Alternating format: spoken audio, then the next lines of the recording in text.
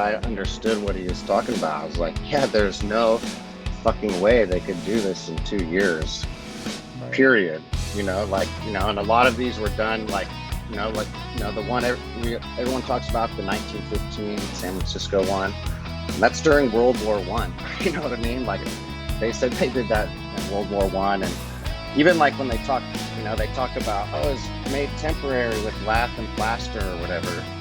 Well, like, lath and plaster is not temporary anyways. Like, there's houses in San Francisco, still 100-year-old houses that are still lath and plaster.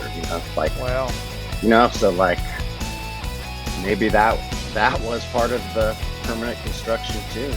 Like, yeah, the previous history. So, the current expo is in Saudi Arabia or somewhere. Dubai maybe. And it was supposed to be 2020, but it's been held now in 22. It might have even been in 21 a little bit. But even like the current one, like, they started planning it like 9 years ago or some shit, Wow. Or 9, 10, 11 years now. So like, a current modern expo with computers to build the architecture programs and all that bullshit, it still took like 9 years for them to build it or whatever. Right. So like, you're telling me someone in 1894 could build this crazy fucking city in 6 months, with horse and cart? Yeah, with no power tools, no bulldozers, no computers, all by their head. It was like, they had to write down the math. They didn't even have calculators.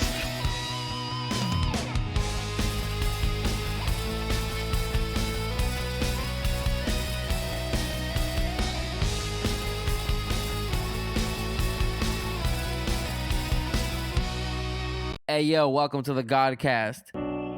Nothing is as it seems. Nothing. I mean, literally, nothing is as it seems. We took authority for truth instead of truth as our authority. The great deception is still to come. Not every human you see is human. A lot of us equate our value in life to the things that we have or the things we're able to acquire, and not the things that we're able to pass on. But just sharing this story allows those people who are just starting out to recognize that there's somewhere to go. Do you find solidarity within the differences, or do you find division within the similarities? And it was a battle for my soul.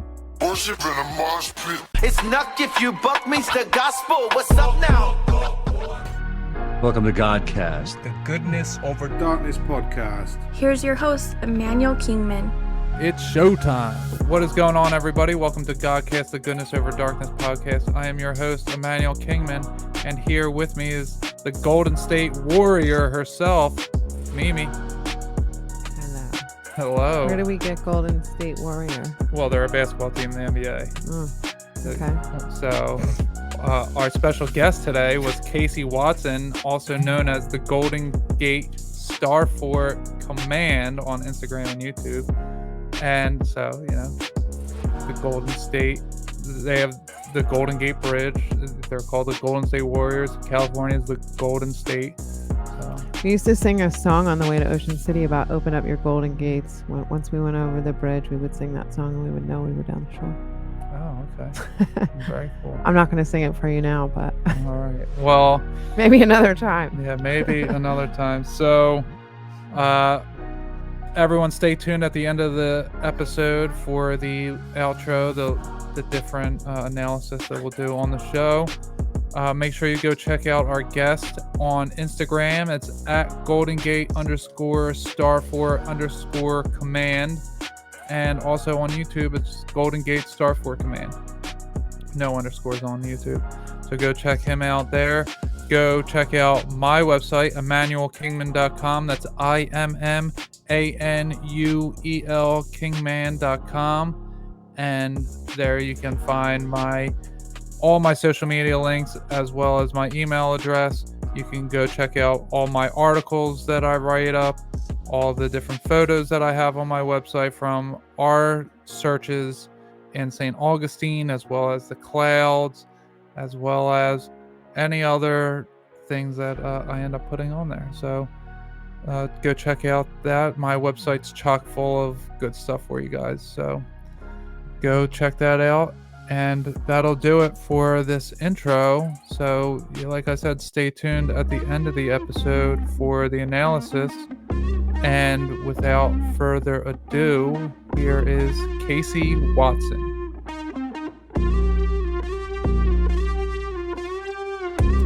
Welcome to the Godcast. Cross up on my back, I'm slaying demons. It don't matter what you call that. Searching for the truth, facts are facts until they fall flat. It's looking like a story, man, it's all cap. But it's goodness over darkness, it ain't all bad. I'm at my maker, but I was called back. Emmanuel, show my people they're under a spell. Heaven or hell is free will. I made my choice and now it's well with my soul. I pray the same for you as well. Welcome to the Godcast. Welcome to the Godcast. Hello, everybody. On today's episode, I have on a guest who has been breaking down the old world cover-up. He is also a musician in a punk rock band. He is creator of the YouTube and Instagram page GoldenGate Starfort Command. Everybody, welcome Casey Watson to the show. Welcome to the show, my friend. How are you? I'm great. It is great to have you here. I heard you way back when on Deborah Gets Red Pilled and also on the Deep Share with Andy. And I was like, wow, this is a lot of stuff. This was at the beginning of learning about Tartaria. And you have a great Instagram page for all this stuff, great YouTube page for all this. So I'm so glad to have you here and to get to talk to you about all this stuff. Hell yeah. I'm stoked to be here. I love the channel you've been doing and your work too. And I think our minds think alike or process alike. So yeah. I don't know. This should be a pretty cool chat. Yeah, absolutely. That's what I love, making new friends and new places and getting to familiarize yourself with someone who you wouldn't have known any other way. You know, it's like Tartaria has not just Tartaria, but conspiracy theories and the pandemic and all this stuff has really created a situation in which we're reaching people all throughout the nation, throughout the world who think alike. And we realize that there are many more like us than we realize out in the entire world. Totally. Yeah. We realize there's many more like us and there's a shit ton more not like us. And, yeah. You know, in a way, that's a good thing, It is like us against the world. Yeah, absolutely. Us against this bullshit society. Yeah, that's what it is. It is.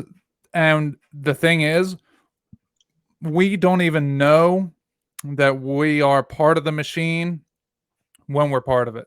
You think that you're going against the machine, but you're just part of it. And you have to, it's a very weird space because there's a lot of layers to it. There's like conspiracy theories, there's spirituality that you'll wake up to some of it, but you'll still be in that dualistic world of still competing against something else in it. And it's a lot of layers that you have to get out of it to then see it. It's really hard. Yeah, man. They've done a good job of really mind fucking us into living this life that they've created for us, and it's hard to break out of it because everything is built upon that narrative, Mm-hmm. And, Yeah. And go ahead. I was just going to say, it takes, chopping it up like this, to just peel away the layers, Yeah, and I love the term "his story" when we're talk about terms of like Tartaria. That gets thrown around a lot. Just the old world covered up, old world. His story, because you start breaking things down like that. So I think that there's two real main ways that people can break free, and it's from either seeing that there's fake news being produced right in front of them, that definitions are being changed, all sorts of things are being changed in the moment, and then you can transfer that information into history and science and see how that's all been altered. And also in the way that what was I going to say here?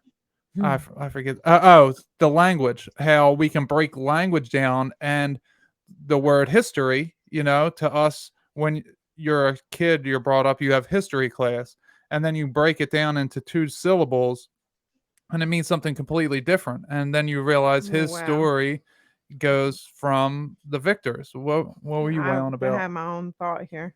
Having some Sorry. revelations?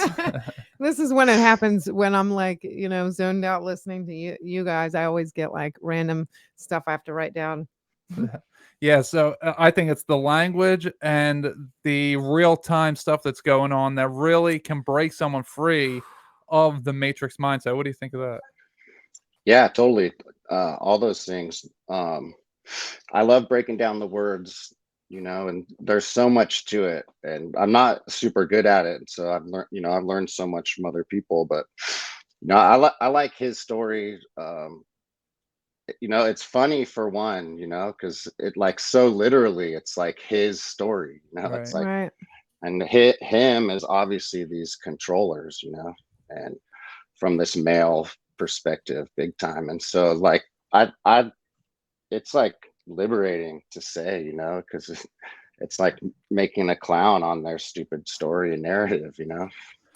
I always used to get a lot of downloads about history, his story. And then I thought if I ever wrote a book, I would call it my story, which would be mystery, mystery. And then I was just thinking just now, if you remove the cross, what do you have left? Misery. Yep. Interesting. Wow. That is very interesting. And his story is full of misery. It's nothing but war and pain, and the elites, the empire. Yeah, and it's very interesting because when we talk about the Tartaria stuff, a lot of us go back to like the 1800s as the beginning of whatever the simulation is. That's kind of where it started, and from there they told us that there was other stuff beyond that, and there's archaeological and geological things that maybe support some of it. But even with that, I'm like, I don't know that that really means anything because I can't get past the 1800s. I just can't, because when I look at, I know we're in a simulation. I knew that before I heard of Tartaria. I've discovered it in my own psyche. I've discovered it in psychedelics. I discovered it in meditation. I talked to Jesus and he told me such a thing, that our ancient, quote unquote, ancient religious text, or a spiritual mysticism text, they all say the same thing, just in different words. So I know that for sure. And now when I get to this covered up history and all that, I'm like, I think that that stuff was just encoded in the system when it was created. And I don't know, it's a really weird thing to get into, because I think that maybe the Bible is some kind of thing that comes with this place as a history, a true history of the place to some degree, but that's been altered so much you don't really know.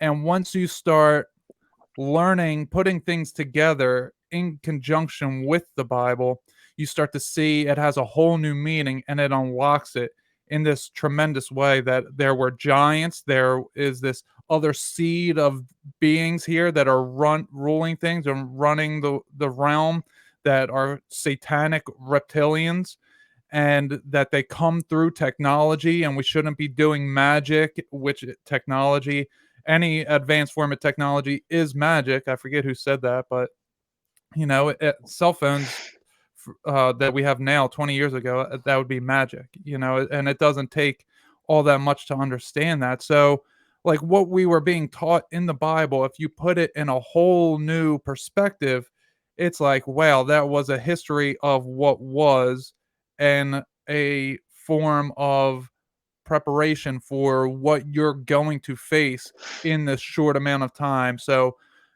I don't know exactly what we are, when we are, where we are, why everything is the way it is, but I can see for sure that there's rulers of this place that have put control systems in place in order to make us their slave race. Yeah, man. I mean, that's pretty much, you couldn't have said it any better, for sure. 100%. And just to go back on the Bible, I think the Bible and a lot of the old books, whether it's fiction, nonfiction, whatever, I've I've kind of always thought of those well, not always, but recently I've thought of those as like guidebooks or like handbooks for the elite, or but the real, the clues are hidden within with steganography codes.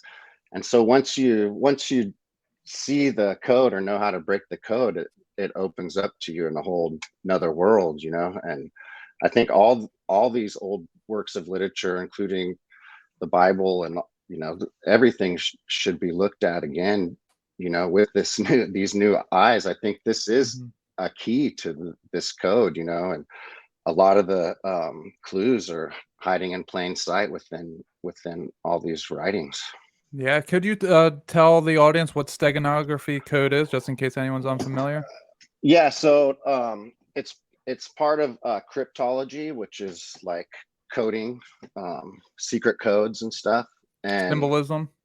Yeah, and so the difference, so like regular cryptology, when you send a cryptid message, like if someone intercepts it, they're going to know it's a cryptid message. So like, it's just a matter of finding it out. And, it could be a really hard crypt, but like they're going to know it's a message. And so steganography is hiding these ciphers within something that doesn't look like a cipher. Right. So it, and the only way you can understand the ciphers if you know the key to crack it, Yeah. So that's why it's important to look into all these books, because I think they're full of like steganography codes, 100%.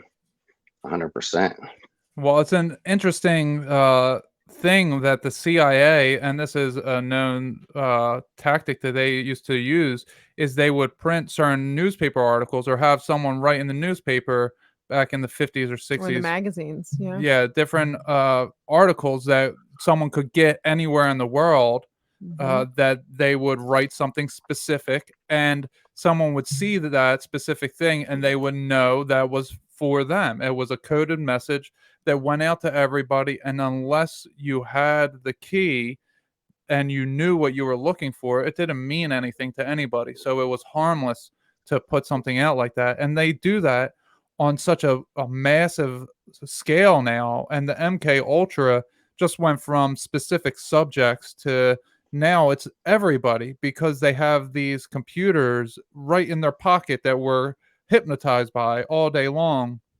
And we can see this, that people went from mass to vaccinations to now Ukraine, and it's like I can't really see how people don't see it, that like some people who are awake who still like fall for it.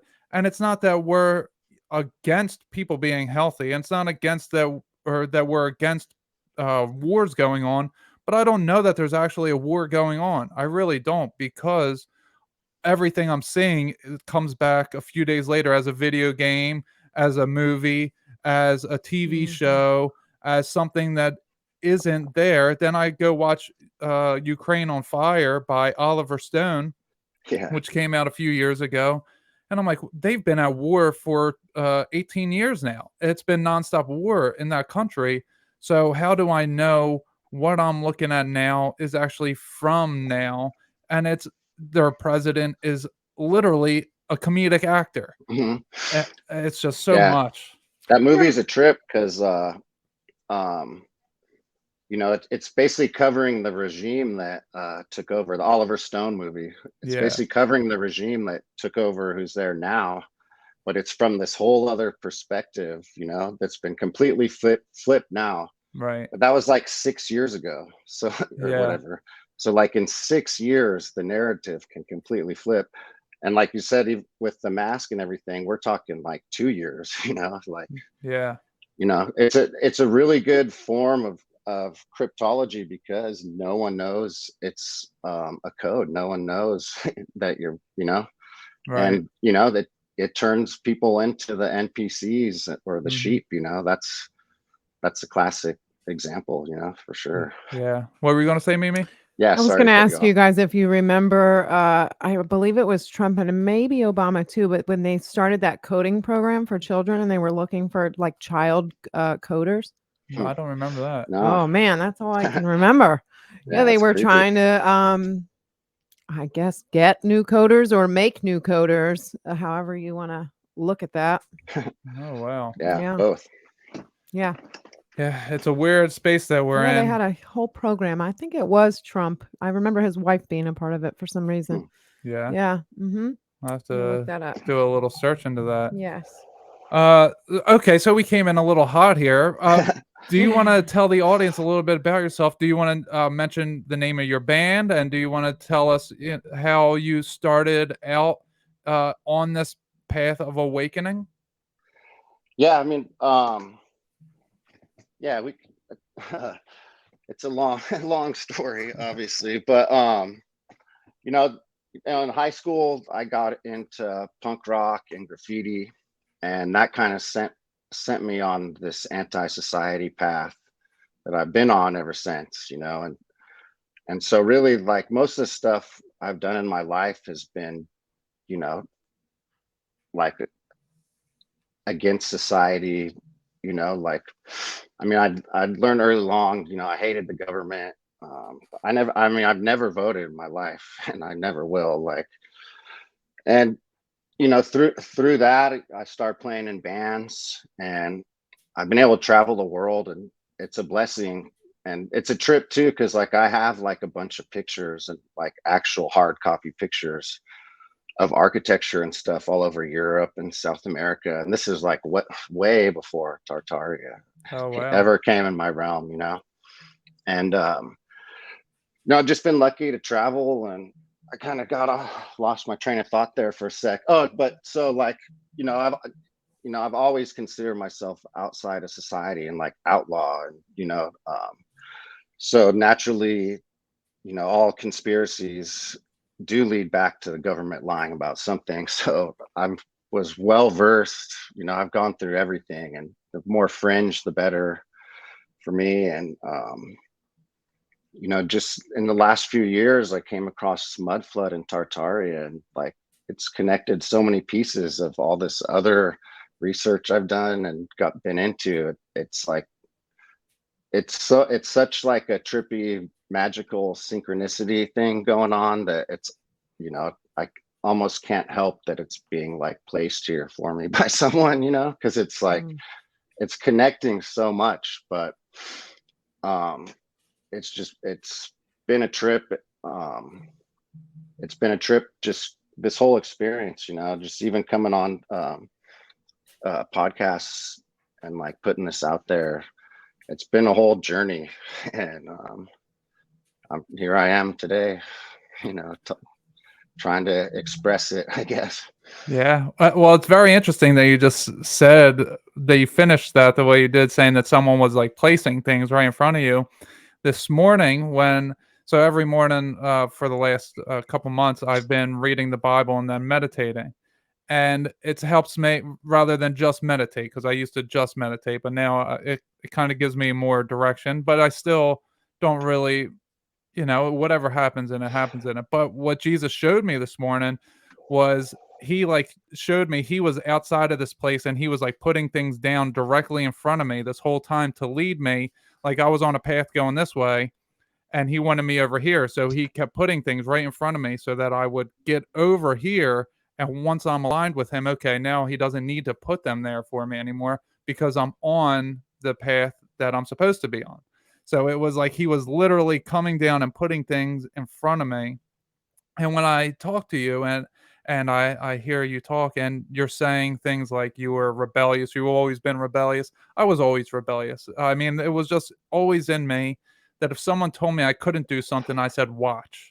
Like you're going to really think that? Okay, I'm going to prove you wrong. It's just the rebellious nature in me.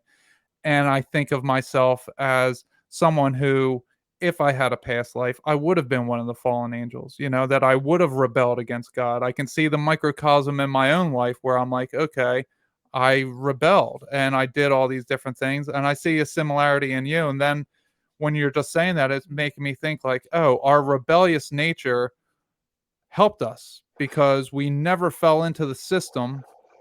And I don't know if you would consider yourself a black sheep of the family or whatever, but a lot of us do. I do myself, that I'm a black sheep, and that rebellion in me didn't allow me to be into the, I don't want to say that I wasn't indoctrinated, because obviously I believed a lot of different things that I've come to know are lies, but I'm not, it was easier for me to get out of it really in a rapid succession because I always was rebellious. Do you think that the same worked for you, that you've always been rebellious so that it was easier to let go of all the lies that you once learned? Yeah, for sure. Um, I think those things definitely like fell hand in hand, and that's definitely what's made like this research and like real deep research into history.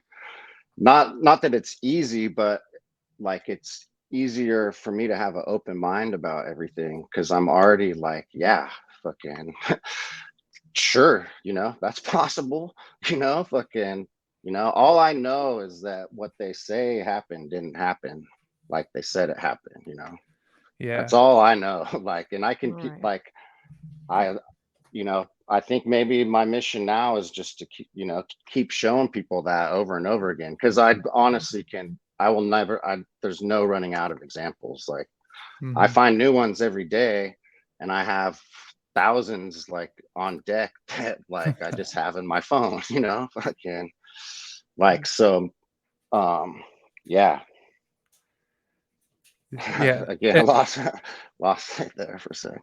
Yeah, no worries. It's a so much to it. Like you said, there's so many, and like someone can go like look at your stuff. Someone can look at, I've had on many guests that cover Tartaria stuff, and you can go to all these different people's YouTubes, Instagrams, wherever websites, and they're not covering the same thing, and they have pages upon Hmm. pages. Like Michelle Gibson.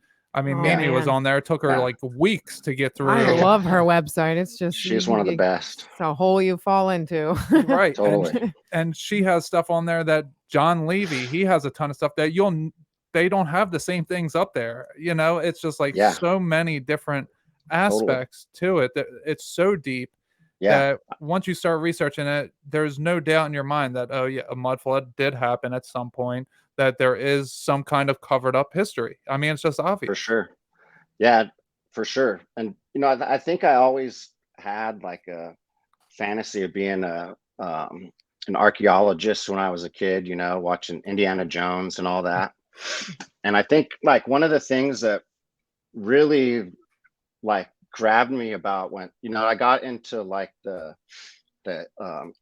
Egyptology stuff through Graham Hancock first, and then like John Anthony West and Robert Bouval, fucking all those guys, Randall Carlson, I think, Magical Egypt. yeah. And so, like, that was my first like real like eye-opening look into, okay, yeah, there's definitely been ancient civilizations here, like there's no doubt about it.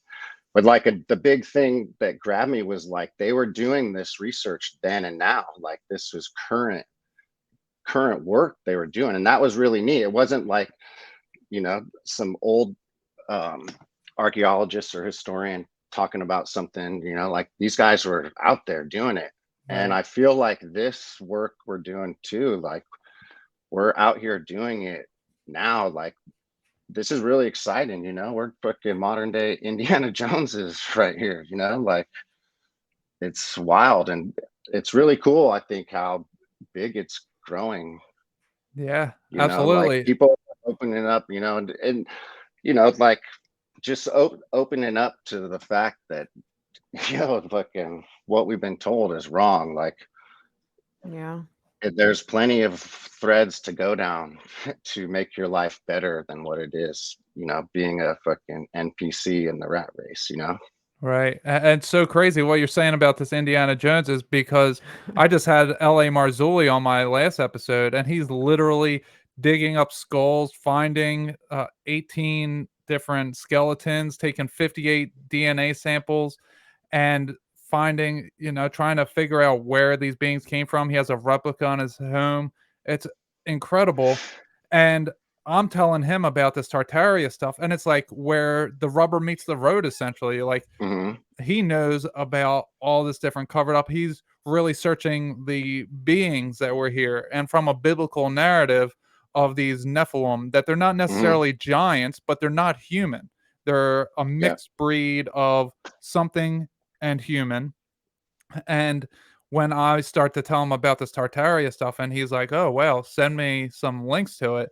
Now I'm getting him on this. I mean, that's just gone. That's like two worlds really combining right there, and it's just so incredible that if we can get somebody like L.A. Marzulli looking at all this stuff as well. Totally. Also reminds me of Ryan Zem too, and like his trip to see, you know, what is out there. Yeah, what is really out there. Like, I want to tell people, I want to go see, I want to go trek, I want to make it there on my own with my own eyes and my own experience. Yeah, it's awesome because these guys, like L.A. Marzulli, is rad. And I actually I watched your episode. It was cool because I actually haven't really thought about him for a few years, really.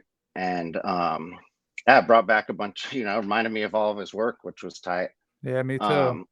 And these guys, like, they've been looking at history from outside of the box, and that's tight. That's A+ in my book. And they also have the means to like take it a step further, like they're out there, like literally in the digging, field, doing this. And, it's cool that, to get them on board too, like just the fact he's like, send me some info on that says a lot on this whole thing we're into, Yeah. Well, I forgot about his stuff too. Not that I forgot about it, but when you start waking up, I got into the same way as you did. The ancient Egypt, magical Egypt, John Anthony West, Graham Hancock, Randall Carlson, Robert, like all of that was the first thing that I got into.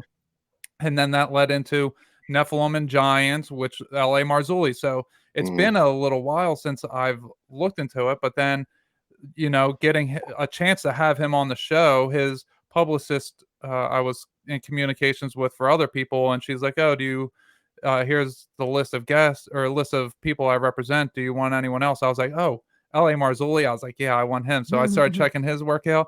And then as soon as I had him on, he talked about the mega conspiracy. I went ahead and got that by Dr. I.D.E. Thomas. I definitely am excited to read that book, and I bought a bunch of books since I started the podcast that I haven't started, but I'm like, okay, when the power goes out, I have books to read, but this one is one that I'm starting. I'm like, I need to, if this guy got L.A. Marzulli on the trail, then I need to read this book. Yeah, I'm definitely going to check that out too. Yeah, I wrote it down. I looked it up and get it, and you got it. I didn't know. Oh yeah, I got it and got it delivered. Hell yeah, I got stacks of books. I'm working through too. That when the power goes out, I have plenty to keep me occupied. Yeah, and I've been writing, and for whatever reason, when I've been writing, God has been like kind of telling me, print it out. Don't just leave it on there. If you want it, print it out, because it's. And I also have a USB stick that I think I'm probably gonna now take all my stuff and export it on that, just in case, because I think that something is going to be upcoming fairly soon. I mean, I don't know that to be true or anything. But also when I knew the pandemic was coming, for like 3 months beforehand, I started stockpiling food and drinks, and I didn't know why, but I knew something was coming and I was going to need it. And not that I needed it at that time, I just knew to start preparing for something. So I'm getting that feeling again to start preparing, maybe have some cash on hand, we're having a garden installed, a food forest garden from Jim Gale at the Food Forest Abundance. They're coming out to install it in the next few weeks here. So we're getting prepared. And I know that God's going to keep me protected and safe, and I'm going to have what I need when I need it. So now that it's really starting to come to fruition with this, I feel more of an urgency now than I did 6 months ago or a year ago. Yeah, for sure. I think our plans to like really get away from all this shit have been put on fast forward for sure. Yeah. And yeah, you know, like in the past, I've looked at it as like a long-term goal, like, you know, get to the country, whatever, get away from society. And definitely in the last 2 years, and especially in the last few months, has been like turned into a short-term goal for sure. Yeah. Are you still in the city? Yeah, I live in Oakland. Oh, okay. And it's fucking madness out here. Yeah, I could only imagine. Yeah, it's like, I mean, I love it for the madness, you know, don't get me wrong, but like I've been doing it for a long time. Yeah. It's been wearing on me. Yeah. Finally. I mean, is that part of like your band? You still go out? Is that what you do for a regular job? Is playing in a band? Not as much as I want to. But yeah, I play in bands and work for bands. You know, the last 2 years has fucked up that whole thing too. So, Right. you know, it's when you I'm kind of sure. like, when you kind of think you could just go tour with bands the rest of your life, you know, and it's that fantasy is gone. You know, it's been kind of a recalculation for that, but that's a goal. Yeah. I forget why we brought that up, but Just if that's what you were doing. oh yeah, I do that. I mean, I do construction and build stuff too, and you know, that's like my at-home gig, you know, for the Okay. most part. So you know, I know how to build shit, and so like that's another reason I know like these construction narratives are completely bullshit. You know, like that's easy. You know, fucking I could do. You know, I should do how-to videos or some shit. You know, just to like point this stuff out. Yeah, I'm sure that would actually be a big tool in Yeah. this Tartaria type of stuff that people could really see something, because some people, when they come into the narrative, they still have on their skepticism of, you know, I'm not being lied to, that you have to prove me wrong. And someone like you, who is a construction builder, you can really show them like, okay, this is why. What the real thing that turned me around in the Tartaria stuff is because you know, it's hard to accept when you hear Red Bricks as the first guy that says everything's melted buildings. You know, it's just like, come on. But then what I finally really turned me around is Howdy McCoskey explaining about how the impossibilities of the architecture in the amount of time they said for the World's Fairs. That was, it felt like a piece of my soul was like stolen from me. Like, oh my God, we're living in a simulation. Like that's really did that for me. Totally. That was the same for me too, because I understood what he was talking about. I was like, yeah, there's no fucking way they could do this in 2 years. Right. Period. You know, like, you know, and a lot of these were done like, you know, the one everyone talks about, the 1915 San Francisco one. And that's during World War One. You know what I mean? Like they said they did that in World War One. And even like when they talk, you know, they talk about, oh, it's made temporary with lath and plaster or whatever.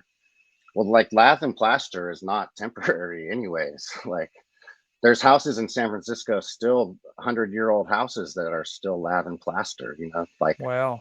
You know, so like maybe that was part of the permanent construction too, you know, like yeah, the previous history. So, you know, like even the current expo is in Saudi Arabia or somewhere. I forget, okay. Dubai maybe.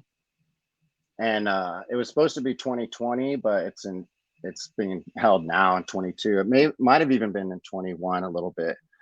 But even like the current one, like they started planning it like 9 years ago or some shit, you know? Wow. Or 9, 10, 11, it'd be 11 years now. So like a current modern expo with computers to build the architecture programs and all that bullshit, it still took like 9 years for them to build it or whatever.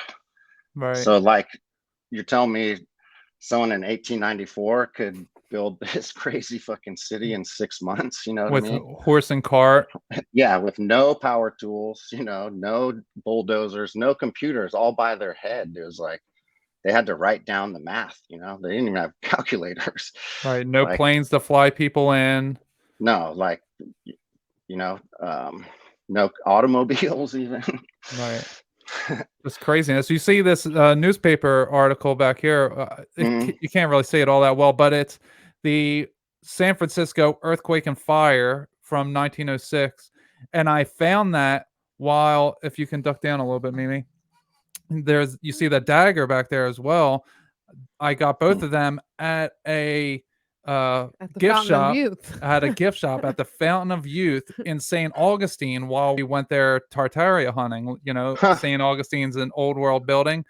Yeah. And why they would have a newspaper article from the Boston Globe or whatever it is, the Boston Post. Yeah, so the Boston Post from San Francisco in 1906, why they would have that there, that's like one of those breadcrumbs that Jesus left for me. He's like, you're on the Fire right trail. follows earthquakes. Totally. Yeah, so Yeah, just man. so many crazy things. And that fire and earthquake was what, 8-9 years prior to what you just said, the World's Fair, what was happening during World War One, which is like, it doesn't make any sense at all. Totally. If everyone's at war, where would the men be that could do that? Right. And not to mention, there was another fair in San Diego in 1915. It was so the SF was Panama Pacific. It was a Panama California or something, the same time. And a lot of those buildings are still there. Oh, yeah? Yeah. So it's like, but they were all built temporarily. Wow. Yeah. Okay, so your name on Instagram and YouTube is GoldenGate Starfort Command. So the Starforts, okay, that is something that I looked into. You know, I mean, I've looked into it, but I've presented it a little bit on the show. And Michelle Gibson, she talked about how it's probably some kind of hydroelectric energy. Energy harvesting, because they were always at like the point of a river where boats would be crossing each way, generating power. Now, I've also was just on your Instagram from the last few days. You've been doing a lot of this hydroelectric power stuff. So what have you found in these star forts, and why is the narrative of them being things of war, why does that not hold true to you? Well, I think the water is a good clue. And, you know, a lot of them have moats and, you know, around them or are on a river or have a river run through them or whatever. And you can easily turn water into electricity you just got to push the water through turbines that spin the turbines and make electricity. And, you know, we can do that in our backyards if we have the water to do it. You know, there's like, I've watched videos of people on YouTube do it, and they light up all the lights in their backyard with it. It's pretty cool. Wow. And that's essentially what these gigantic hydroelectric dams are, is they're just pushing water through these gigantic turbines that just creates electricity. And that's probably what was powering the star forts. What I think the star forts were, I mean, they were cities probably. And, you know, the water powered the whole city and whatever. Maybe, I mean, I don't know for sure, you know, that's one of those ones, you know, there could be many possibilities. I think Martin Flat Earth British was talking about once, he was saying that star forts were maybe arcs, and like that's where they landed after the major flood. Oh, okay. Yeah, like a lot of them are on these high mountaintops and hard to access places, and maybe it's because that's like where they fucking crash landed or whatever. So maybe they were some other kind of material, and then they've just solidified into rock material since? Or they were just made of rock built on, I don't know, maybe they had maybe they floated with a balloon or like, you know, who knows? Right. It was, I Okay. mean, it's interesting. Yeah. I don't know the mystery of the star forts for sure, but I know it's all connected. They're everywhere. They're hidden a lot in America, and they like all the star forts have, like you said, the narrative of war, and like most of them, there's like the one I looked into in Louisiana had been a part of just about every conflict in our American history. Oh yeah. Yeah, yeah, like whether it's just people just it just sounded like they're like, oh, well, let's use the fort. We better fucking use the fort, against these people or whatever. Yeah, it Yeah, doesn't just make any sense that they would build them for a war. So many of them, and they match all over the world. That's the thing. When you start to look into all this stuff, they're like, okay, this was from Spain, this was from England, this was from Sweden. And it's like, why are they color coordinating? mm, Why is yeah, everything and completely the hundreds of same? years apart, built by Right. different people. Like to me, they're all from the same time, like, and our years are dating it. I mean, it's complete. It's got to be a mess, Hmm. like what we say is 1775, like is who knows when, even 1850. I'd even go as far to say, 1900, 1915 or something. Yeah. So I don't know, you know. Yeah, it's definitely a weird thing. Yeah. You I were think gonna it say was something? definitely in the last few hundred years, though, is what we're looking at. Like this stuff, Yeah. within 500 for sure Yeah. is my guess. Yeah. I've Right been now. noticing that a lot of the star forts we've looked into and looked at, there's always a lighthouse close by. Yeah, I was gonna get into that Yeah. as well. It's Hmm. interesting. Like always. The other day in my morning chat with Jesus, he said to me something about being a lamplight. And I Hmm. thought of the word lighthouse. And he goes, yep, like, yeah, you're Hmm. going to be a lighthouse for others to see. You're going to project your light. And I was like, well, is that connected with this Tartaria stuff? He's like, figure it out. Hmm. Like, that we are lighthouses for others, and we are projecting our light all over, our knowledge, our new way of trying to do things. We're projecting that out. We're spinning around in every way, and we're in the middle of the water. But the water isn't the water that we think of. It's the ether, that we are the lighthouses of the ether. As Mhm. above the lighthouses in the oceans, so below is us in the ether.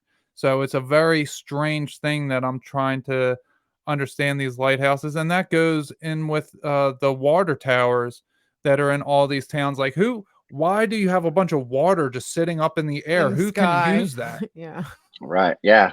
I I mean, wonder yeah, what's really maybe. in there. It's probably water. I don't think so. Why and Well, how? because the Wouldn't it electricity. be so heavy on the little thin stilts that they put it on? Well, no, I don't know about all that, Oh. but Matthew Landman does a lot of stuff about how energy, like the poles and stuff that we're using, aren't probably carrying the energy the way we think they are. That it's conducting it from the ether, and it's just the appearance that these cables are carrying it, but it's just collecting it from the ether, and that the water towers are actually essential because they are conducting it from place to place, that they're strategically placed. And maybe these people who run the towns and all, they don't know this, but that's how it's actually being done, that it's just the appearance of these cables are carrying it, which maybe they are to some degree, but it's because it's being brought in from the conductors on these telephone poles, and these water towers are a part of it. Yeah. I mean, I wouldn't be surprised. I mean, they could all these water towers, lighthouses, like these monolith type structures that are everywhere. Like maybe they all had a different purpose in this old world we're talking about. And the conductor idea seems pretty spot on with me, and Yeah. that it would not surprise me one single bit, and it would not surprise me that these power companies would harvest this energy from the ether as well, because they're doing it with the dams already. So it Right. would not surprise me that they're just taking the same, they're probably getting from all kinds of resources to sell back to us, Right. for sure. Yeah, and it's amazing. So, like I was saying, the last few days, what you've been posting it on Instagram, it's amazing that they're finding different like towns that existed under these lakes that are being the water's being moved up Mm. or moved around. It's being dried up for whatever reason, and they're finding churches. They're finding all sorts of stuff, mining tunnels or railways. Do you want to talk about that a little bit? What you've been finding? Yeah, I mean there's a lot to it.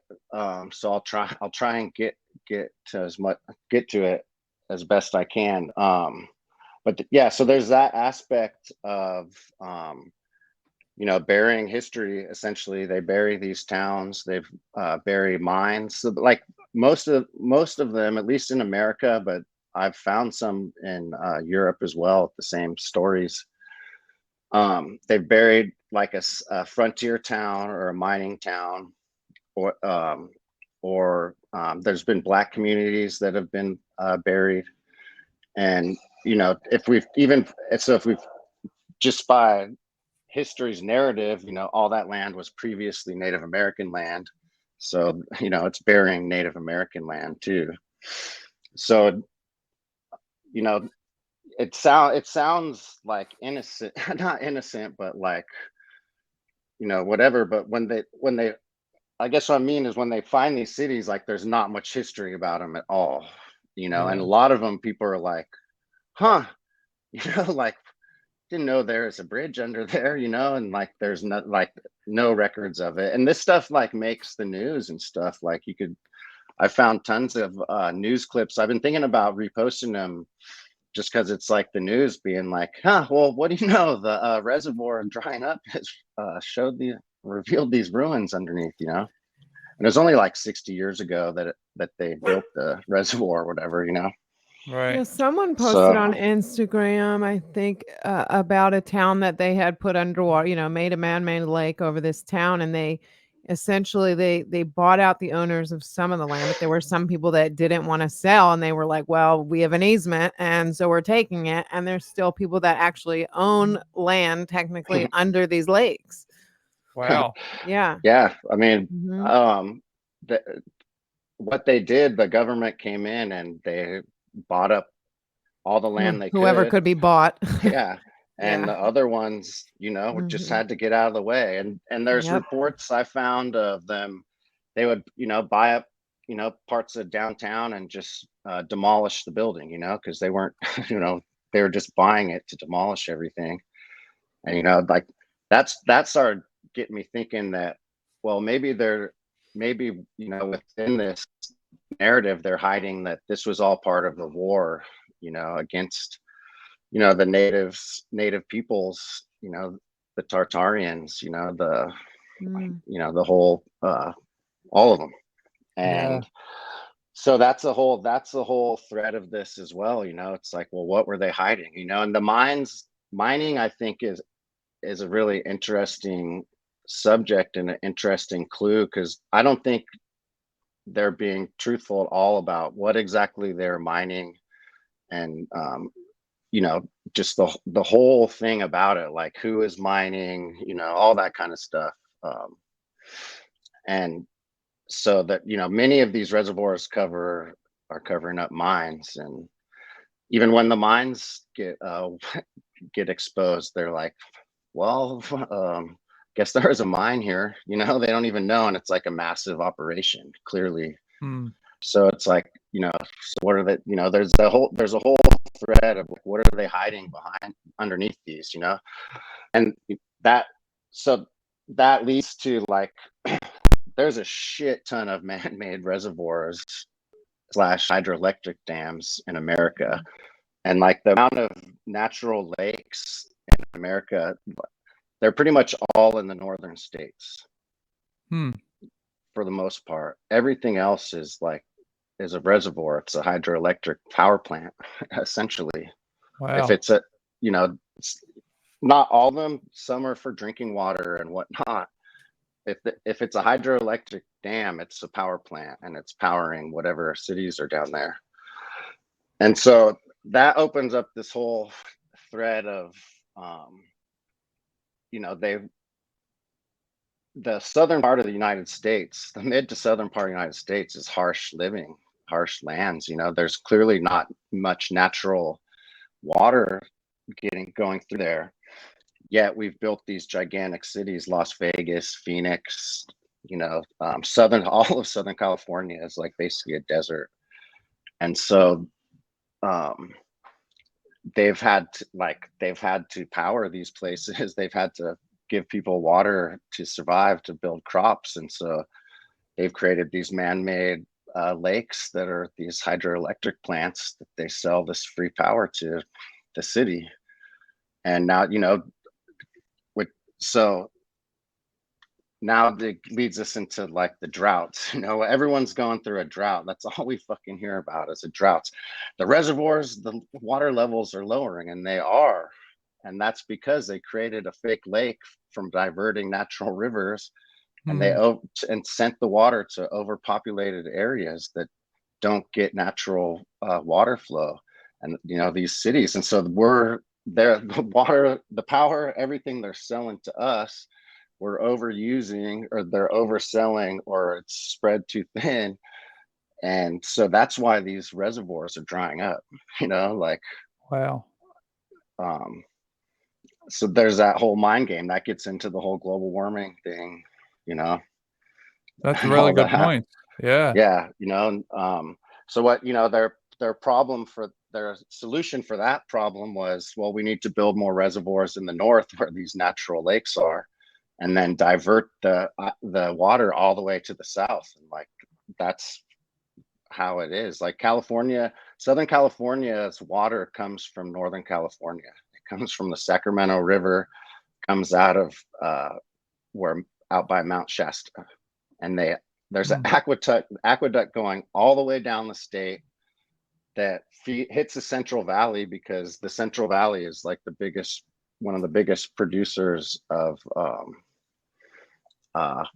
produce. What's the term? Farms, all that. I forgot the damn term is, but agriculture. Yes, thank you. It's like one of the biggest producers of agriculture in the world, you know. So they feed them, and then the rest goes into LA, and there's never enough, you know. But they're taking it from Northern California, like, and so now, like, the natural lakes that feed down into these fake lakes are starting to get used up, you know.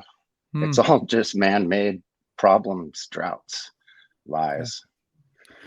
And then the other point is that the government is clearly using free energy and selling it to us by making a hydroelectric dam and selling us the energy from it through water and electricity and everything that makes. Right. And like, you know, if anyone needs proof of like any kind of government fucking cover up, like, this is it. Like, follow this rabbit hole. Like, it's right there. It's right there for us. Yeah. You know, like, there's a proof. So obviously they got to be harvesting the ether too, and all these other things. I think they harvest sound and friction from the tires on freeways, actually. Yeah, I think something like that too. Yeah. Yeah, like, you know, it's like, it's trippy, man. Yeah, the heat. Yep. Yeah, the heat, and like, you know, they put up the sound walls, and so now it's just reverberating, wind and sound, you know. Yeah, it's very interesting. And another thing I learned from Matthew Landman that kind of goes with this is because what you're saying with this sound, like maybe satellites are picking up on this in some way, because we think satellites are using our internet, but 99% of our internet is from deep sea underwater cables, these massive cables that run along the ocean floors and underwater everywhere. And it's actually connecting it that way, where we think it's just bouncing into nothingness. You know, we're just pulling it, from the quote unquote the cloud. Yeah. Yeah, and it's interesting that they call it the cloud, because, you know, it's so descriptive of, you know, what, you know, because they want you to think the cloud, and they want you. It's how they shape the narrative. Yeah, totally. It's just it's out there somewhere. Right. Yeah, Yeah. with outer space. Yeah, with your head in the clouds. Yeah. Well, this is some interesting stuff. So this brings to mind a few things that I wanted to ask you about. So you Awesome. had the idea, or I heard it from you anyway. I don't know if you had this naturally, but the idea that maybe North America and Russia or Western Europe or even Asia, China, if I said Western Europe, I meant Eastern Europe and Yep. Asia, if they were somehow almost not just a land bridge from Russia to Alaska, but there was more land there that has been covered up with water, that there was actually one civilization all connected. And now what they've done is they've started the time zones in the middle of that and pushed everything else west. And in doing that, they've really divided us. And the way they present every map is as if you, Russia's over here and America's over here. But it's really, when you look at the connected part, it's like, oh, they're right next to each other. So are we like Gog and Magog, maybe like we're brothers civilizations that used to be one and now we're fighting? Yeah, I think that's the best way to put it, probably. I mean, there's so many. I think that's why they've weeded against each other so much in our time, is because they want to they want that appearance of enemies. They don't want to give us appearance that maybe we were one people at one time. And there's little hints and clues, like the land bridge theory is like the mainstream theory, that essentially Mongolians walked over to America from Russia and became the Native Americans. And what we've learned through the last couple of years is that the Mongolians were the Tartarians, essentially. And they're not the Mongolians that we're told of, the Genghis Khan and all that. And who knows, but like the similarities between between Native Americans and the Mongolians and all that, like even like the mounds. And I think were you talking about the mounds with LA Marzulli, or maybe it was something else? But yeah, the mounds, like there's mounds so Scythia, which is kind of like the previous to Tartaria civilized, or the it's like, Scythians. yeah, the Scythians, like they had mounds. Oh, really? I They didn't look know that. exactly like a North American mound. Wow. And even with the narrative, the Native Americans, most of them say, like, I don't know, these were here when we got here. Like, right. And I think that's part of the programming and indoctrination into that culture. Yeah. Like, I mean, we have tons of mounds over here in the Bay Area. Like, it's all supposedly shell mounds, and that just doesn't really fucking jive with me. Yeah. Like, Well, they're I think just throwing shells into mounds because that's what right. they ate, seafood. Like, what? Yeah, I think that the mounds could have been, if we go with the red bricks idea that all mountains are melted buildings, that the mounds could be melted pyramids to some degree. Sure. That maybe they were step pyramids, or maybe they were just like the Egyptian pyramids, Yeah. and that they were somehow melted, and that's why there's all these dead bodies inside, because they were filled with people for whatever reason. I don't know that to Yeah, be I true or mean, anything, but it's just an I think idea I've had. the possibility of them being a fried building is probably pretty good, but I also think the possibility that they are pyramids, but they've been like so buried that like there's a mound on the tip. I think is equally a true right. hypothesis. Like there could have been tons and tons of mud floods, and like even just in my backyard, it doesn't take much to like ignore the weeds for it to start like taking over the sidewalk. Like, yeah.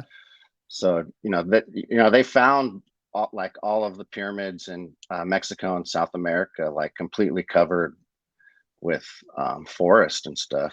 Mm-hmm. I think there's been a lot of deliberate planting of forests and you know, just jungle, swamp on all these lands, you know, like, you know, eucalyptus in America was brought over here, and I actually looked into it. It's been brought over the entire world, like in the 1880s or something. Like it just fits so perfect into the narrative, you know, like, Wow.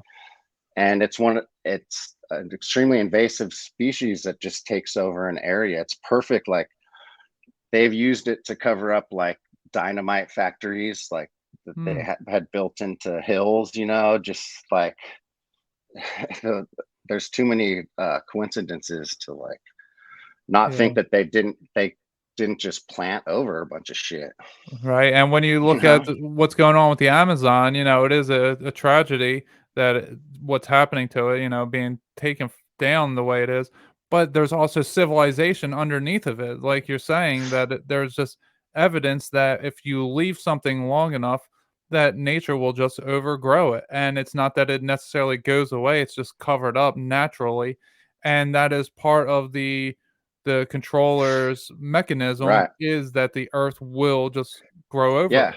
And when they have some, you know, university taught archaeologists find the spot, they're going to fit it into the narrative that learned their whole life, you know? Right. And so like, that's another trick of it too. Like Right. they might, you know, a lot of these people are probably coming from a good place. Like, you know, we don't, you know, they don't think they're evil like we do, but they're trying to fit it into their indoctrinated narrative, and that works perfectly for the controllers, you know, like, Right.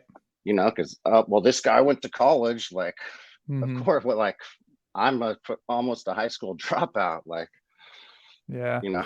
Yeah, you're looking for dinosaur bones and you find bones that don't have a known origin, all of a sudden Totally. they're dinosaur bones. Exactly. If all you know is, you know, there's dinosaurs and woolly mammoths and Neanderthals and cavemen, like anything bigger than a caveman, you're going to say that's a fucking dinosaur. I really hope woolly mammoths are real. They're like my I think dream that they probably thing. were real. I just need to. Well, it's very I'd say they're interesting. more real than a Tyrannosaurus Rex. That's Yeah, I think the T-Rexes were the dragons that flew around. totally. Yeah. And a Yeah. lot of it is probably just, you know, mix and matching bones, like you Yeah. said, just creating, you know, Yeah. if that's your you know, if you think you just discovered a dinosaur, you're going to put the bones together In like the way that you think. yeah, exactly, you know, like I could do the same, you know, we could probably make any any kind of animal out of a pile of bones you find. I mean, shit, you go on a hike and find a pile of bones on the side of the road, you're like, what is that, a squirrel, a bird, a Right. rabbit, you know, like who knows. Yeah, and I heard somebody say something about like centaurs didn't exist, and the other person countered. They're like, "Well, maybe someone just thought it was half horse and the rider that was on top of it, and they put it together, and they're like, oh, we only found the top half of the human and the bottom half of the horse, but it could have been, and not that it did necessarily exist, but I mean, it could have very easily. Like when we look at all these mythologies that we talk about." Mhm. The way that I really started to understand these mythologies was to take them all very literal. Take each one literal, you know, this one's literal, that one, and then it makes sense in all the conspiracy stuff, because not just the conspiracy, but the weird stuff like the Bigfoot and Dogman, all that starts to fit in.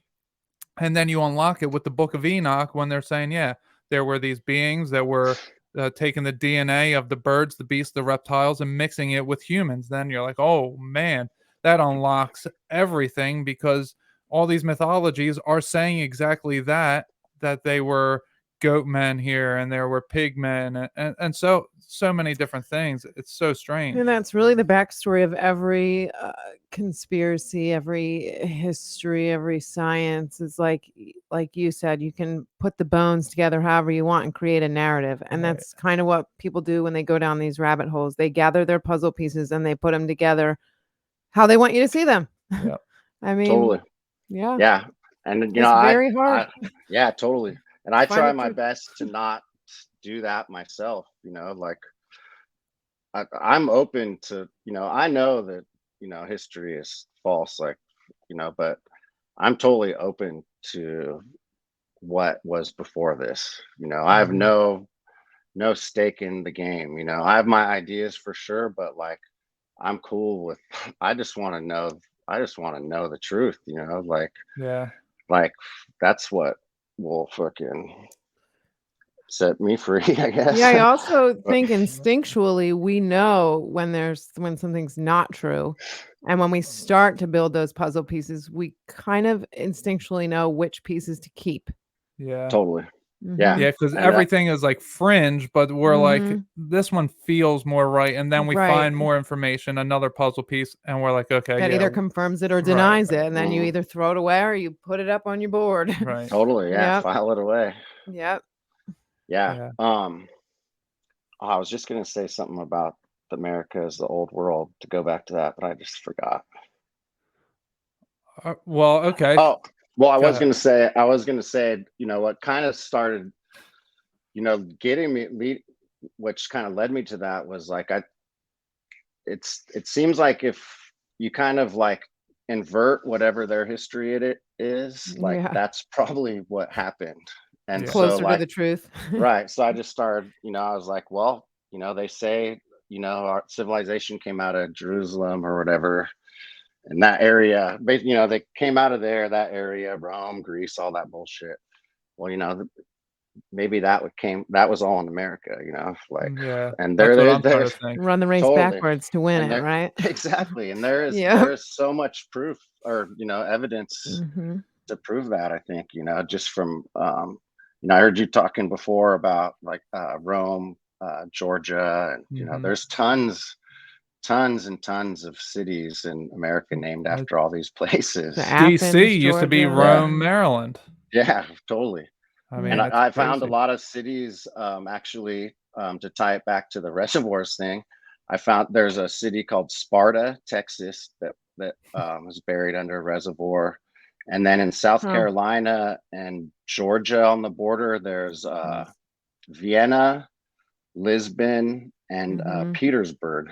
Athens is also right Yep. there as Oh well. yeah, yeah, Athens. it's right down the way from there. So Yeah. like, it's just, you know, these connections, these And puzzle that's pieces. yeah, and that's just right down the road from the Georgia Guidestones. Totally. Yeah, Yeah. that I was thinking about that actually when I was listening to your episode with L.A. Marzulli. Yep, Yeah, it's well, yeah, right we down the way went to the from there. Guidestones, Yep. 4th of Huh. July, we were there. That's We were the cool. only 2 there. We meditate well, I was meditating, she was documenting it on film, of, the sunrise on the 4th of July. It was just Oh, magical. awesome. Yeah. You posted that one? Yeah, that was We episode did. 28, Yeah, it was that way Okay. back. and we Okay. also did a bonus episode about it. Mhm. But yeah, if you go on I'll the go back and website look for it. yeah, if you go on my website, emmanuelkingman.com, you can see through the photos, Mhm. we have different photos of it. She was documenting all of it. Cool. Yeah. Yeah, yeah, Really super good cool. photos of yeah. How was Yeah. it? What was it like being there? Oh, it was so, it was a whole thing. It was there was a whole weekend to it, but, that when we were by ourselves, it was felt very, uh like, I was very high at that time for whatever reason, like, I wasn't actually high, but I felt very psychedelically high, like, when I was driving, I felt like I had to pull over because it was like, I got this rush of energy that it was just, like, too much for me to handle. There was something going on, and it didn't feel evil the way that, you know, when we're conspiracy theorists and we're looking at everything from a place of fear, we're like, "Oh my god, this is their depopulation agenda." But when I'm there, just the way that it's all set up, I'm like, "No, this is here for the coming apocalypse, whatever cataclysm's gonna happen. This is here as like a 10 commandments type of thing. Like these are rules to live by for whoever survives." Hmm. And so when you think on those terms, how they're going to get from 7.5 or 8 billion people down to 500 million, maybe the earth is just going to wipe out on a cataclysm, is just going to wipe out 7 billion people. Hmm. And that if you're restarting civilization, they're actually not bad rules to live by. So Sure. it's a very interesting thing when you go there and you start to realize it's rolling hills, all of it, so it's at a very high point, and if there was a flood or something that it wouldn't wipe it out. I mean, there's no way to wipe those things out unless there's like some kind of direct storm, bad storm with, I don't even know what could take it out. Maybe lightning strikes, I don't even know if that would do anything. That if there is a way to wipe out those things because of how large they are. But it's definitely Freemasonry because all the mile markers, the roads are constructed in the way that it looks like a Methodist church cross. It has the cross, and then it has the little like looping snake or whatever Oh, yeah. cloth that they have, which makes me think that they're the ones who do the Knights of Templar now, who do the suicides with the red tie scarves. Oh, yeah. Yeah. So That's the military branch of the Freemasons or the Rosicrucians. Yeah, if you go to episode 28, I break it down with my guest a little bit because he's a numerologist who I talked to right after that, and just the roadways and it's just so much. The most to it. intriguing part to me at that place was the fact that there is a time capsule there that is empty and has no start date. Like it's not hasn't even been filled yet. Weird. Yeah. And when I was meditating on top of it, I was trying to see down in there, but it just seemed empty to me. It didn't feel energetically like there was anything there was no date of like there's when they something put in something here in there, and when to open it. It was just like, here's a time capsule, but it's not quite ready yet. Wonder when they're saving it for. But there's pictures of that, so you can see what's written on top of it, because I forget at the moment, but I know there's no dates and it's empty. Yeah. I would speaking of the Rosicrucians, tomorrow actually I'm going to go to in San Jose, Silicon Valley. There's a Rosicrucian like headquarters and museum. There's like a big rose garden and shit. Wow. So I'll need to check out that episode if you guys talk about the Rosicrucians or whatever, so I could see what to look for. Yeah, that's all laid out. We don't talk about the Rosicrucians too much, but them specifically. But it's the way that it's laid out is the streets are 7. So the route that it's on is 17/77. So it's both routes 17 and 77. Or actually 77 might cross it. I think it's 72 and 17 that it's on, and 77 crosses it. And the layout from the hotel that we stayed at, because it's the only hotel in town, that one to the Guidestones is like the long way of the cross, and then 77 crosses it, right at the top of it. And the mile marker that it's at is 17.72, I would say. It's actually it's 17. It doesn't have the points, but being a truck driver for 10 years, I get a feel for things, and I'm like, oh, that's probably 17.7 miles. And then I'm like, you know what? It's probably 0.72, because why wouldn't it be? Yeah, or 77. Do you think they built all that after they discovered them, you think, or they had something to do with the construction of them, you think? They definitely constructed it. It's made by, I forget what the name is, but it's definitely a Rosicrucian name on it. This says Ted Turner might be involved. Oh yeah. Oh yeah. I know. Well, that that like a lot of these like true, these things that get mainstream, like the Georgia Guidestones, has made all the television shows. Like they like to put a stupid face on it. So like, even like if you like Yoko Ono approved. Totally. Like, so even if you believe it, you're like, well, fucking Ted Turner fucking wrote it, so it's just got to be bullshit, like it's like with the OTO, or the like any like mainstream coverage of the OTO, it's some fucking weirdo in a purple gown with like a chick with her tits hanging out, and it's like, that's just to like show, to make us think like, oh, these are just some clowns playing dress up, when diverting the real truth, Right. Yeah, big time. Yeah, and another thing that's really interesting about that area is about 2 or 3 miles away, there is the Native American center of the earth, and there's a plaque, and now there's like 2 It's a very warehouses built small there. little point. Like you have to get out of your car and walk to it. And you can't even find it on Google Maps. Yeah. It takes you to different places. It's very difficult to find. Like I said, there's 2 warehouses built there, and there's just this little plaque now. But what that makes me think, so when you add that in, you know, when people are talking about the depopulation agenda, they're not factoring in that part, that the Native Americans think that it's the center of the earth. And in conjunction with that, somewhere in the Middle East, I think it's the Sunni Muslims or the Shiites. I think it's the Sunnis, though. They have this prophecy that says that, so there's some kind of building that they just built that has like these dimensions of the same kind of dimensions built into it as the Georgia Guidestones. And they have some kind of prophecy that says that that's going to be the center of the earth when the poles shift. They think that there's going to be a pole shift, and when it happens, that the Georgia Guidestones are going to be the new center of the earth. So when you start putting all these things together, you're like, oh, it's not a depopulation program. It's telling you to go there or get close by it when the apocalypse happens or when this cataclysm happens. Well, that's good to know for sure. Yeah. I have to file that one away in the notes, definitely. Yeah, and it's interesting when you get into maybe Atlantis, you know, is under the Atlantic Ocean, that maybe like the new center of the earth, everything's so maybe the earth, you know, America, the western half was covered up by water when Atlantis was here, and now that Atlantis went under, now the quote unquote new world popped up, and that's the western half that was covered in mud and water because it was under the water, so that it is the way that it is, or was that way. Yeah, that would make sense for sure. Yeah, maybe there's like some reboot or like some virus in the system that it got all jumbled up and we popped out fucking opposite world. Yeah, that's a good way of putting a virus in the system.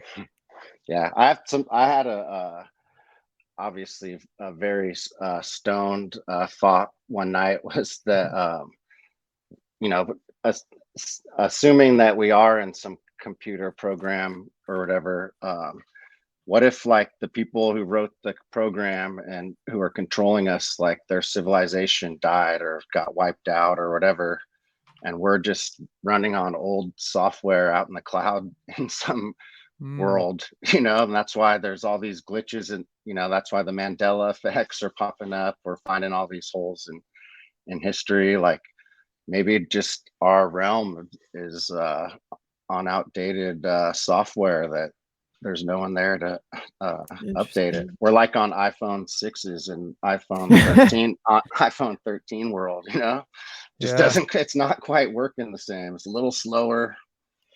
I don't know. Going way back to that coder comment I made in the beginning, a fun fact that Obama was the first president to write a computer program when they were pushing this. So it wasn't Trump. They were pushing this around Obama. And that even said, that article I read said that's, you know, it depends on, that's assuming if George W. didn't secretly indulge in computer programming. Right. Yeah, he's definitely so it's Biden and it's Obama that are pushing for these coders. And on the White House website, there was an encrypted code in the website calling for programmers. Very interesting. Yeah. Possibly, yeah, maybe for programming the next the Matrix, or for deprogramming the old clues or something, you know. Yeah. I don't think people could be any more easily programmed as they are right now. Totally. Yeah. I mean, it's so ridiculous. It's like it's laughable, you know, like it's totally laughable. And you know, that just, we're not going to wake everyone up, and you know, at some point we have to stop worrying ourselves with society's problems, you know, like it's hard not to, you know, for me, I live in big city, and you know, we all have jobs and do all that. So, you know, I think that's our goal. I think one of them. For sure. Definitely don't want to remove that cross. Totally. Yeah. From the mystery. Yeah. I definitely hope we're not on some old software floating through the crowd. That's for damn sure. Yeah, I think that AOL. I think it's more than that. Yeah, I think we're in like consciousness, but it's very interesting the way that the concept that you laid out, that maybe we're like boxed in by this mother matrix that's keeping us here and not allowing us to go with the rest of consciousness. That's a very real possibility to me. That it seems very likely that that could be what's happened. Totally. I mean, I would say for sure there is like controls on our consciousness, definitely. You know, so that makes sense to me. Like, you know, at least that, you know, that's an easy way to visualize like possibly how they control it. You know, and like just the. I mean, Graham Hancock used to always say the war on drugs is a war on our consciousness. You know, it's our freedom of choice to make our own choices with our bodies, and that's even more pertinent today than I was when I first heard it. You know. Yeah. You know, it explains a lot. You know, the whole situation really. For sure. Yeah. Unfortunately, we got to go here in a few minutes. So as we're wrapping up. Yeah, I got another thing to do not too long. We'll definitely bring you back on. This was a great conversation. Yeah, let's do it, man. This was cool. I was like, I've been looking forward to this all week. Yeah, this is fun. So I've been stoked, man. Yeah, we'll get you on next month or something too, because I love you know, making these connections with someone who it feels like a brother. You know, it feels very much when and I just said this with Andy the other day on Worship in the Storm, when people you're finding are doing the same things as you at the same time, and you guys have no idea each other exists, and then you link up, and then there's just like this mutual understanding. You're like, okay, I can see how on a more grand scale that we're related in some way, that we are here doing the same thing. God is putting us in position to meet each other when we do, so that we can like these lighthouses. You know, at some point, we don't know when. I think it's coming near. God is going to flip the switch, and everything's going to be, you know, everything's going to be on its head, and we're going to be the ones who understand, because we see that this world's inverted, and then everyone else is going to be upside down, like they're going to be on their ceilings and looking at the world, and we're just going to be walking normally. We're like, okay, now you guys will get to see how it's like to live in an inverted world. You know, it's something like that. It's going to happen. Yeah, man, big time. Yeah, that may be a pole switch or a pole flip. Totally. Who knows? That happens when you get like the glimpses of heaven on earth. I don't know if that's if you've had that experience where you maybe have a week or two, or you know, a day where it just feels like heaven on earth, but everybody else is like having this rotten day, and you're like, this is the most awesome day I've ever had. I had that for about 2 years now. You know, and it was like, well, I don't know what world you're living in, but I am in this one, and I'm glad to be here. Totally. I was gonna say the same thing. Like, you know, multiple times during the fucking scamdemic, you know, I come across, you know, kind of more normier friends or whatever, and you know, or just hearing the complaints. It's the fucking worst ever. Worst year of my life. Yeah. And I'm just like, oh fuck, dude. It's the best year of mine. This was like, this has been amazing for a lot of things. Yeah. So yeah, it's just funny. Yeah. So do you want to let the people know where they can find you? Yeah. Mainly on just Instagram. GoldenGate Starfort Command is the channel. There's some underscores in there. We have a YouTube channel. We do some videos. You know, try get them out as much as we can, but you know, it's hard. Yeah. But yeah, find me there, hit me up, whatever. And I'll definitely include the links in the description. Now, my last question for you, I like to ask all my guests, is what is your go-to grounding technique as we live in this inverted world? How do you keep yourself sane in an insane world? Music and art is a big one. You know, being creative and creating stuff, and you know, looking at art and listening to music is a good grounding technique for me. And you know, listening to people, you know, who inspire me, you know, or you know, whatever, reading people who inspire me, That's definitely, yeah. Yeah, I love Oh, that. yeah. It's being creative is something that I never was as a teenager when I was struggling with life and all. And now that I've been tapping into my creativeness, it's made me more human. It's made me more free. And it's not, my emotions aren't controlling me anymore because I have this creative outlet, all these different creative outlets. So that is a great technique. Totally, yeah. And psychedelics and weed are great too. Yeah. Yeah, for sure. They definitely connect you with the creator. Hell yeah. All Yeah, right. I call weed society tolerator. So, I need my society tolerator everywhere I go out here, man. Yeah. Yeah, it's definitely tough to make it in this world. And we have to find our way through our own methods. So, Yep, yeah. and it's easier together. So like, I'm so stoked to meet you guys, and Yeah. hopefully I'm looking forward to talking to you guys more, and Yeah, hopefully we definitely. kick it someday for sure. Absolutely. Oh, All right. So we'll say goodbye to our audience. Goodbye, everybody. We'll See you talk later. to stay tuned for the outro. Don't forget. All right. Don't go talk anywhere. to you guys later. All right, everybody. Welcome to the outro. Thank you all for staying. You are all so kind. We have much love for all of our fans and audience and Patreon members and everybody who wants to be part of what we're doing. It gives us great honor, and we are so humbled that you are all here. So, Mimi, Miss Golden State Warrior, what did you think of today's episode? I have to get used to doing this intro, outro back to back. I'm still trying to get used to that.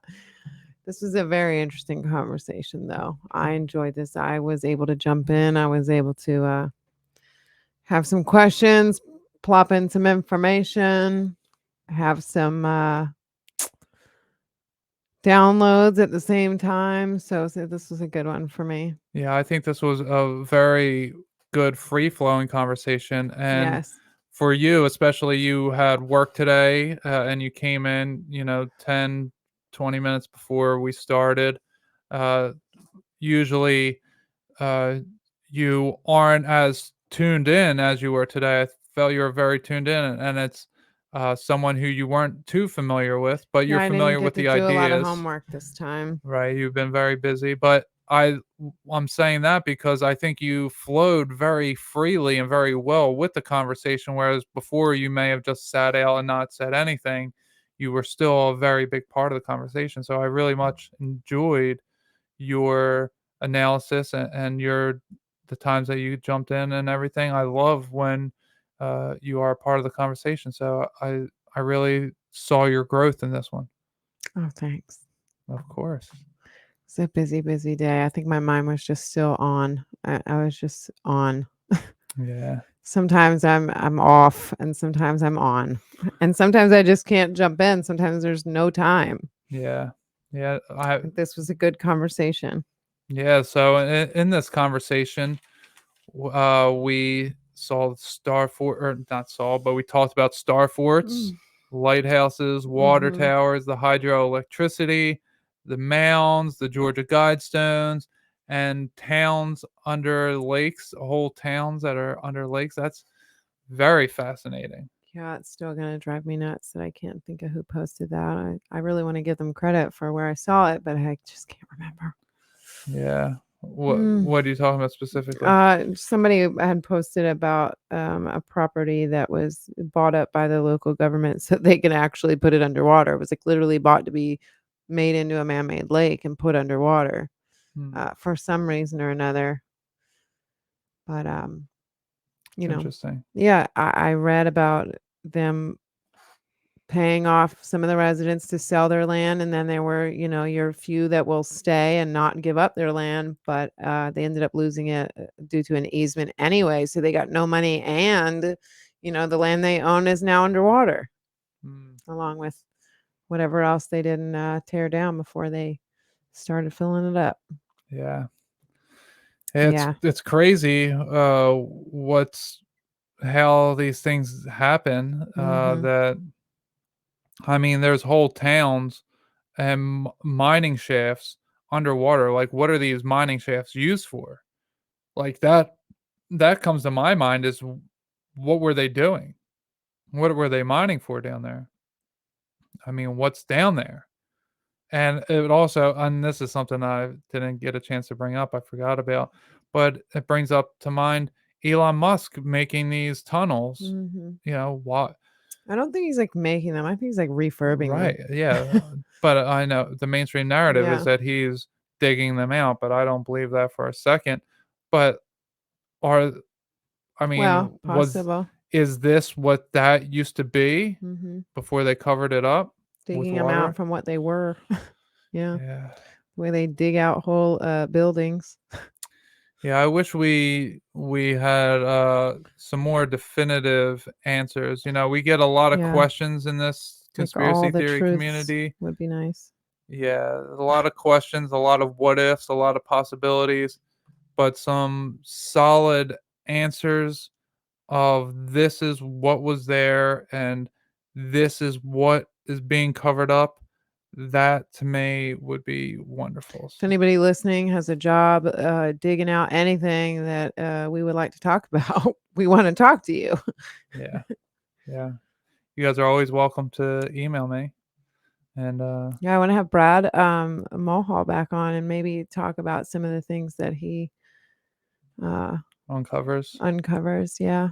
See if there's anything new and interesting in his world these days. Yeah. We haven't talked to Brad I in quite know. some time. And I don't think he's posted any new podcast episodes either. I would have caught him, I'm sure. So I liked listening. Yeah. Mhm.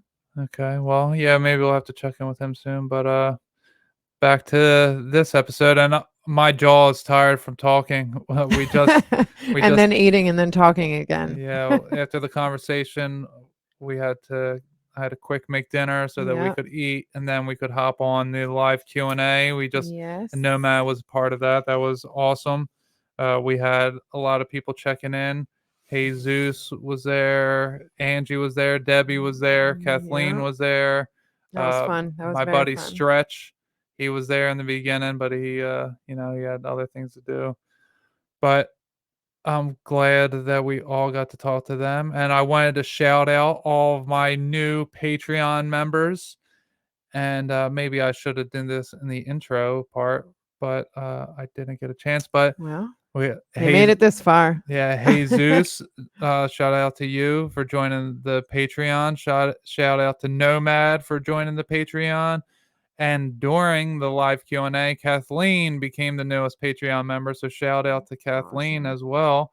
So glad to have you all aboard. And you are all people who I conversate with often. And I am so appreciative of your love and support and all the ways that you guys always are showing me love in the comment sections of things and my DMs, emails, sending me different things. Mhm. Love you all. So I'm so glad that I have all the different Patreon members. So we're up to 7 now. So that's amazing. 2 weeks, we got 7 members. So anyone else that wants to sign up, you'll be able to gain access. So I do post some things on the Patreon that I don't post on social media, like my newest article, which I'm calling God versus AI, the book of Emmanuel, God versus AI. That is only on Patreon. You can't find that anywhere else yet because I'm not ready to go public with it just yet. And this is what I hinted to in the LA Marzulli episode. But I will be dropping that later this week because Andy and I will be discussing that on Worship in the Storm. That will be the topic for Worship in the Storm. We'll read certain parts of it and we'll break it down. And it's a really good, very dense article that God had me write over the course of 2 days. I wrote this 7-page piece that's just like a masterful way of everything happening. It's not by my own hand, let me tell you that. Anytime I got off course, God had me delete what I just wrote and then write what he wanted me to write. And then it didn't happen too often. I usually am pretty on point with what God wants me to do, but there were times where I had to have that happen. I get that staticky feeling like, nope, nope, nope, nope, nope, you're wrong. Go back, delete it. You'll write it better this way. And then, so that's, I guess, if you want to call that divinely inspired, that is how it came to me. So I'm not saying that it belongs in the Bible or it's a new Bible or anything like that. That's just the information that came to me.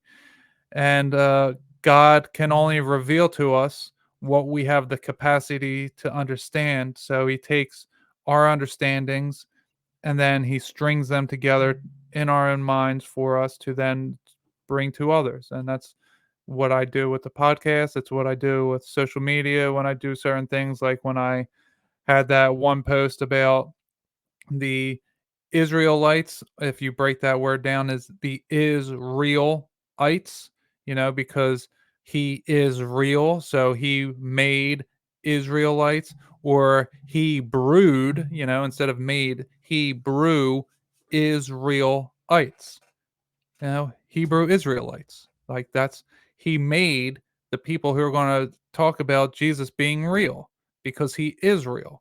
So Hebrew Israelites.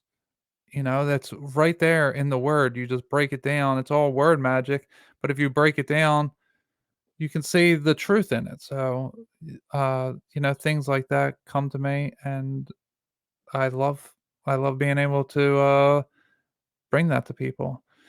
So yeah, if that's the $1 option, you'll be able to see different posts like that. But the $3 option, you'll be able to watch back the Bible studies, which is free to join. If anyone wants to join the Bible study, send me an email with the subject Bible study, and I will add you in for the list, and you will receive the email when I send them Sunday afternoons, because they're Sundays at 8 p.m. Eastern, and it's free to join. You don't have to bring a certain Bible. You don't have to have a certain understanding. You can just sign up and come and listen. And don't even have to have your video on. You can keep yourself muted the entire time. All you have to do is, or you can join in. Yeah, you can do whatever you like, and it's going to be recorded and posted on the Patreon. So people who are $3 or up subscribers can rewatch it. And then we have the $5 option, which is you get all the stuff you get for the first two, plus you can join into the live Q&A session. You can hop on video. Right in the description of the video on the Patreon is the link to the StreamYard studio that you can click in and then join. So there are the different options that we have right now. I am brewing another option that I'm trying to have it complete before I bring it to public, but I am playing with the idea of a uh, fourth tier that maybe or maybe not. We'll see. We'll let things go as they are for now. Maybe that's something that I'll do way down the line. Who knows? I like all the different people that I have a part of the Patreon already. They're all good friends, and it means the world to me that you guys uh, are willing to spend money, uh, $5 a month to support the show, because it is expensive to do all these things. Like I said in a previous episode, all the different expenses. I didn't even talk about all the different softwares that I bought and all the different editing software that I had to buy. Zoom, StreamYard, all the different things that I paid for. And I'll tell you what, YouTube really upset me that they didn't allow my L.A. Marzulli episode to have the Bible commercial on that I made. That Bible commercial that I paid to make, that I own that commercial. It's not for anything. It's just a fake commercial for the Bible. Well, YouTube and Rumble, both of them, they would not allow me to upload that episode with the Bible commercial in it. So I own that commercial and it's already on YouTube and it's been in other episodes, and neither YouTube nor Rumble, who Rumble claims to be, free speech, not censoring anything, neither of them would allow me to upload the episode with the commercial. So that really upset me. That's not cool. But I mean, what can I do? And with Patreon, I either have to buy Vimeo or I have to upload on YouTube. So I have to be able to have a YouTube channel in order to do it, because YouTube's free. I'm not paying for Vimeo, or I could pay for this other third party service, but I can't upload directly to Patreon, that is the only benefit that my website would have offered me, is that I could have uploaded directly from my website, or uploaded the videos directly from my website, but it would have been a lot more expensive for me to do that. And you guys see Molly, her first visual appearance on screen. You look over here. Look this way. Molly. Look. Yeah, oh, looking so beautiful. Yeah, she's the one you hear barking all the time. Lets us know when somebody's talking to the microphone, coming or going. That's how we know. Yeah. Is there anything else that we wanted to cover in this outro of our interview with Casey Watson? Is there anything else that you wanted to cover? Get in that microphone when you talk. No. All right. I'm ready to lay with the doggies. All right. Yeah, I'm ready to edit all this together and get it out. Okay. Gonna squeeze in another Italian lesson before bed. Yeah. Okay. Yeah, we don't have enough to do. Yeah, I know. All right, everybody. Well, thank you all for coming out. We love you all. Yes. And if you all want to send in your comments, the new background, you can comment about that. So I'll move out of the way for a second. Yeah, you should move the best parts like behind him. Yeah, it's like it's a garden. It's like, I think he should sit where the roses are so you can see the door. Well, yeah, it's a nice doorway there. That's hard. Yeah, I can't. All right, we won't keep you any longer. Yeah, we'll cover it anyway. Thank you for staying an extra 19 minutes to hear us just babble. Yeah, it's not even that long. It will be by the time we're done. All right, but yeah, thank you all for coming out. We love you all. We really do. It means the world to us that you all listen to this and that you care enough to send in your comments, rate and reviews. Yeah. So if everyone out there listening, if you could share this around, that would be so appreciative. If you could like it, share or subscribe, comment, rate and review wherever you're listening to this. If you could take that little extra step, that would be so wonderful. It would really help the show grow, and we could reach more people, and we could really help change the world the more people we can reach. So if you could all do that, we would be so honored for your support. And anyone who wants to financially support you, sign up on that Patreon. If you're watching the screen, it's going across the bottom, is patreon.com/goodness-over-darkness. And wherever you're listening to this, it's in the description right there on whatever audio platform you're on. So go ahead and click the link and sign up. All right. Thank you all for coming out. We'll talk to you all later. Bye. Good night.